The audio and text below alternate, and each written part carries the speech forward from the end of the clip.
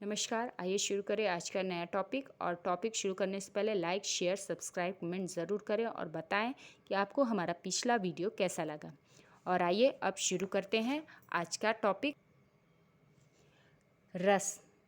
रस का शाब्दिक अर्थ है आनंद।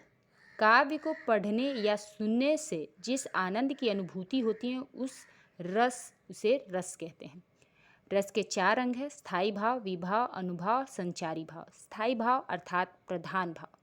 प्रधान भाव वही हो सकता है जो रस की अवस्था तक पहुंचता है। स्थायी भाव की संख्या 9। बाद में आचार्यों ने 2 और रसों की चर्चा की है: वात्सल्य व भगवत विषय। इस तरह स्थायी भाव की संख्या या मान्यताएं 11 हैं। एक छोटा सा नोट है आपके एग्ज़ाम के लिए: विकल्प में 9 व 11 दोनों हो तो 9 का ही चयन करें। आइए अब रस के स्थायी भाव पढ़ लेते हैं। रस है श्रृंगार रस, जिसकी स्थायी भाव रति है। करुण शोक, रौद्र क्रोध, अद्भुत आश्चर्य विस्मय या भक्ति में भगवत विषयक रति, अनुराग, हास्य में हास, वीर में उत्साह, भयानक में भय, शांत में निर्वेद या निर्वृत्ति, विभक्स में जुलुप्सा और वात्सल्य में वात्सल्य रति। आइए आगे थोड़ा सा श्रृंगार रस के बारे में छोटे पॉइंट्स जान लें जो आपको जानना ज़रूरी है। श्रृंगार रस को रसराज, रसपति कहा जाता है। इसके दायरे में वात्सल्य व भक्ति रस आ जाते हैं, इसलिए रस 9 मानना उपयुक्त है। नाटक में 8 रस माने गए हैं। भरत मुनि ने रस की संख्या 8 माना है। रसों की संख्या 9 है, जिसके नवरस कहा जाता है। और आइए आगे देखें। विभाव अर्थात कारण। स्थायी भाव के उद्बोधक कारणों को विभाव, जन्म देने वाला कारण कहते हैं। विभाव के भेद आलंबन विभाव और उद्दीपन विभाव है। आलंबन विभाव कारण, जिसका सहारा पाकर स्थायी भाव जागते हैं, जैसे नायक, नायिका। आलंबन विभाव आश्रय लंबन या विषयालंबन 2 होते हैं। आइए जानें। आश्रय के मन में भाव जागते हैं, वह आश्रयलंबन है। जैसे राम के मन में सीता के प्रति रति का भाव जागता है तो राम आश्रय होते हैं। और विषयालंबन में जिसके कारण मन में भाव जागते हैं, यह विषयालंबन है। जैसे राम के मन में सीता के प्रति भाव जागते हैं तो सीता विषयक है, अर्थात राम आश्रय और सीता विषय है। उद्दीपन विभाव में जिस वस्तुओं या परिस्थितियों को देखकर स्थायी भाव तीव्रत या बहुत तेज हो जाते हैं, वो उद्दीपन विभाव हैं। जैसे चांदनी, कोकिल, एकांत स्थल की शारीरिक चेष्टाएं। अब आइए जानते हैं तीसरा, अनुभाव। अनुभाव का अर्थ भाव का अनुगमन करने वाला।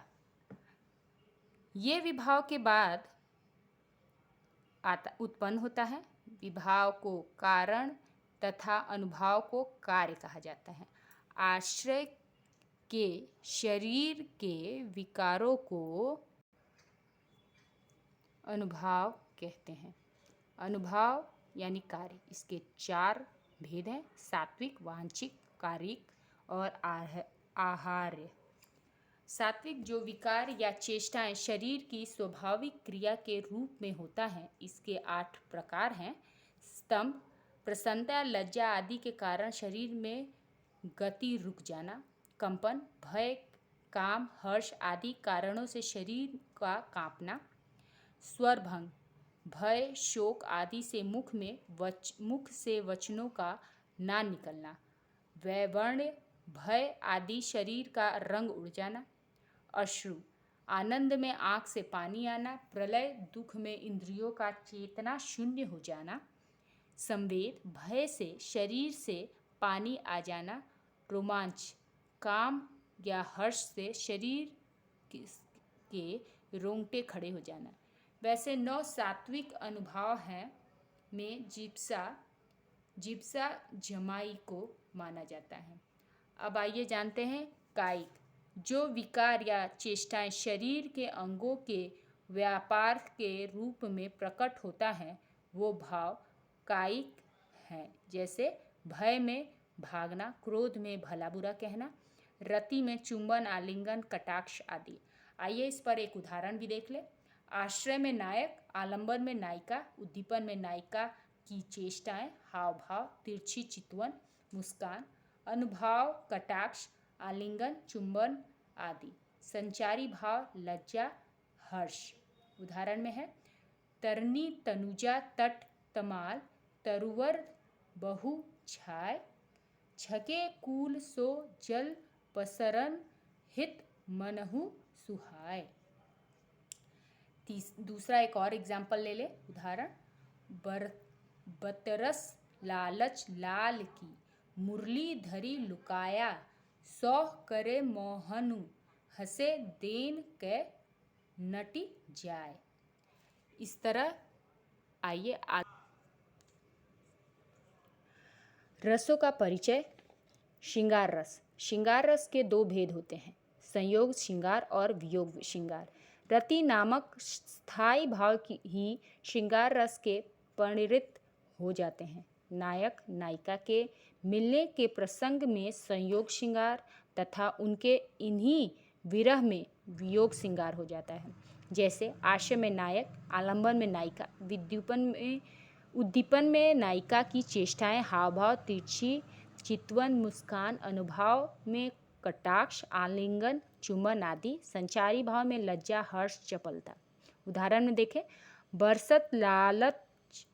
बरसत लालच लाल की, मुरली धरी लुकाया, सौ करे भोहन नु, हसे देन के नटी जाए। आइए दूसरा देखें वीरस। वीरस में उत्साह नामक स्थायी भाव ही वीरस में परिणत होता है। इसके अवयव निम्न है, जैसे स्थायी भाव में उत्साह, आलंबन में शत्रु, आश्रय में नायक वीर पुरुष जो है, और उद्दीपन में युद्ध के बाजे, अनुभाव में अंगों का फड़कना, रोमांच आदि। अब आइए उदाहरण देखते हैं। वीर तुम बढ़े चलो, धीर तुम बढ़े चलो, सामने पहाड़ हो कि सिंह की दहाड़ हो, तुम कभी रुको नहीं, तुम कभी झुको नहीं। आइए तीसरा देखें शांत रस। शांत रस में है निर्वेद नामक स्थायी भाव। विभाववादी से संयुक्त होकर शांत रस की निष्पत्ति होती है। इसके अवयव निम्न है। स्थायी भाव निर्वेद, आलंबन ईश्वर चिंतन, संसार की असारता माफ कीजिएगा, आश्रय ज्ञानी व्यक्ति, उद्दीपन सत्संग, दार्शनिक ग्रंथों का पठन आदि। संचारी गलानी, उद्वेग, दैन्य और जड़ता। उदाहरण में मनरे तन कागद का पुतला, लागे बूंद विनाशी जाए, छीन में गर्भ करे क्यों इतना। आइए वात्सल्य रस चौथा देख लेते हैं। वात्सल्य नामक स्थायी भाव की विभाववादी के सहयोग से वात्सल्य रस में के परिणत होता है। इसके अवयव निम्न है। स्थायी भाव वात्सल्य, आलंबर पुत्र का या संतान, आश्रय स्थायी भाव वात्सल्य, आलंबन पुत्र या संतान, आश्रय माता पिता, उद्दीपन संतान के क्रियाकलाप। जशोदा हरि पालने झुलावे, हल रावे दुलरावे, मल्हावे जोई सोई कछु गावे। आइए हास्य रस। किसी व्यक्ति के विकृत आकार, वेशभूषा, वाणी और चेष्टा आदि से हास्य रस उत्पन्न होता है। इसके अवयव निम्न है। स्थायी भाव हास्य, आलंबर दूसरे की वृत्ति, आकार, वेशभूषा, वाणी और चेष्टा। उद्दीपन, हास्य उत्पन्न करने वाली चेष्टाएं। अनुभाव, होंठ, नाक आदि का स्फुरण, मुख का विकसित होना। संचारी, आलस्य, निद्रा आदि। उदाहरण में ले ले। विघ्न के वासी, उदासी, तपोव्रत धारी, बिनु नारी तुखारे। गौतम तीय तरी तुलसी सो, कथा सुनी भे मुनि वृंद सुखारे। हैं है शीला सब चंद्रमुखी पसरे, पद मंजुला कज तिहारे। किन्हीं भली रघुनायक जू, करुणा करी कानन को पगु धारे। आइए आगे देखते हैं। भयानक रस, किसी भयप्रद वस्तु, व्यक्ति या स्थिति का ऐसा वर्णन जो मन में भय का संचार करे, भयानक रस की व्यंजना करता है। इसके अवयव निम्न हैं। स्थायी भाव, भय, आलंबन, भयानक दृश्य। उद्दीपन, आलंबन को चेष्टाएं, नीरवता, कोलाहल। अनुभाव, कंपन, संवेद, स्वरभंग, मूर्छा, पलायन। सचारी हैं, आवेग, शंका, दैन्य, चिंता। उदाहरण में देख ले। उधर गरजी सिंधु लहरिया, कुटिल काल के जालों सी, चली आ रही पैर उंगलती, फन फैलाए ब्यालों सी। आइए अब 7वां देख ले। रौद्र रस, शत्रु अथवा अविनिक व्यक्ति की चेष्टाओं, गुरुजनों की निंदा, अपमान आदि से उत्पन्न क्रोध विभावादि से संयुक्त होकर रौद्र रस में परिणत होता है। इसके अवयवन इस प्रकार हैं। स्थायी भाव, क्रोध, आलंबन, शत्रु, विपक्षी, देश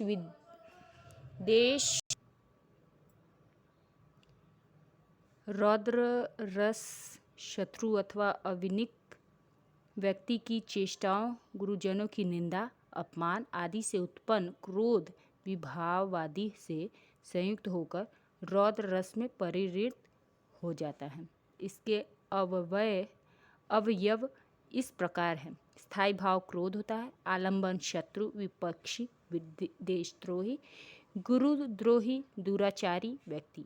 उद्दीपन में कटु वचन, शत्रु के द्वारा किए गए अपराध। अनुभाव, नेत्रों का लाल होना, होठ फड़फड़ाना या दांत मींचना। संचारी, अमर्ष, मोह, मद, जड़ता, गर्व, स्मृति। उदाहरण में। बोरव सबय रघुवंश ठुकार की, धार में बारन बारजी सर थही, बाण की वायु उड़ाए के लक्ष्मण लचकर अरिहा समरथी। आइए करुण रस भी जान ले। करुण रस शोक नामक स्थायी भाव विभावादि के संयोग के करुण रस के परिणत होता है। इसके अवयव निम्न है। स्थायी भाव, शोक, आलंबन, प्रियजन का मृत शरीर, इष्ट संचारी, निर्वेद, ग्लानि, चिंता, मोह, विषाद, दैन्य। अनुभाव में अश्रुपात, विलाप, वैवर्ण्य, शिथिलता, स्मृतिलोप। उदाहरण में। राधव गीध गोद करी लीन्हो, नयन सरोज स्नेह सलील, सूचि मनहु अरहग जल दीनहो। आइए 9वां रस देख लेते हैं। विभत्स रस, घृणा नामक स्थायी भाव विभाववादी से संयुक्त होकर के विभत्स रस से परिणत होता है। इनके अवयव निम्नवत हैं। स्थायी भाव: जुगुप्सा, आलंबन, मांस, रक्त, अस्थित, शमशान, दुर्गंध, उद्दीपन, रक्त, मांस आदि का सड़ना, कुत्ते, गिद्ध आदि द्वारा शव नोचना, अनुभाव, थूकना, नाक भौं सिकोड़ना, रोमांच, संचारी, मोह, जड़ता, व्याधि आदि। आइए देखें इसका उदाहरण। सिर पर बैठो काग, आँखी दो खात निकालत, खींचत जीभहि सियार, अतिही आनंद उर धारत। आइए अद्भुत रस को भी देख ले। किसी असाधारण वस्तु या दृश्य को देखकर मन में विस्मय नामक स्थायी भाव ही विभाववादी से संयुक्त होकर अद्भुत रस में परिणत हो जाता है, यानी परिवर्तित हो जाता है।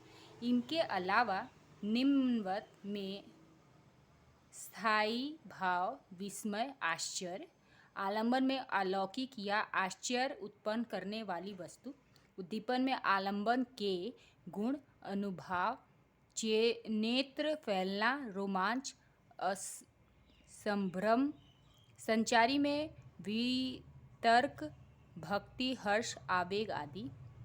उदाहरण: अखिल भुवन चर अचर सब, हरि मुख में लखी मातु, चकित भई गदगद वचन, विकसित दृग पुल कातु।